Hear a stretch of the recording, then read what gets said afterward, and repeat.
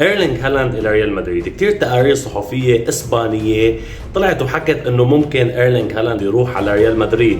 انا بشوف انه هاي الصفقه لو في حال لو تمت هي حلم كبير بالنسبه لي، لانه انا بفضل كتير ايرلينغ هالاند على كيليان امبابي، ولكن هذا الموضوع بيتعلق بالدرجه الاولى بصفقه امبابي كوسيله ضغط عم تتبعها اداره مدريد والصحافه المدريديه بين قوسين لحتى ينبهوا كيليان امبابي انه انت لك بديل، ومش اي بديل، انت لك بديل الحاصل على دوري ابطال اوروبا والنجم الكبير ايرلينغ هالاند اللي عم ينافسه بالاسطوريه بين الشباب الصاعدين. صراحه بالنسبه لي هيدي احلى صفقه ممكن تصير ريال مدريد اكثر من كيليان امبابي، لانه ايرلينغ هالاند في يلعب الى جانب رودريغو وفينيسيوس، ما بيعطل ابدا تشكيله الفريق. وصراحه ريال مدريد هو ناقصه هيدي القطعه، مش كيليان امبابي ابدا يلي ممكن يحل بدل فينيسيوس او رودريغو. صراحه انا بشوف انه حتى سيتي جروب ممكن انه تبيع ايرلينغ هالاند، لانه بالنهايه شركه بزنس يعني، وريال مدريد قادر انه يجيبه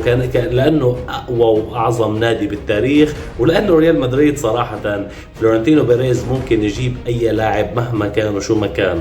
كيليان امبابي ما تاخرت الصفقه تبعه الا لانه حتى الرئاسه الفرنسيه تدخلت فيها، وانما ايرلينغ هالاند انا بشوف انه الكيمياء تبعه بتمشي مع كيمياء ريال مدريد، يعني صراحة ممكن ينجح بطريقة كثير كبيرة. أنا هذا رأيي، اعطونا رأيكم بالتعليقات، هل ممكن يجيبوا العملاق النرويجي إلى الريال ولا لا؟ سلام.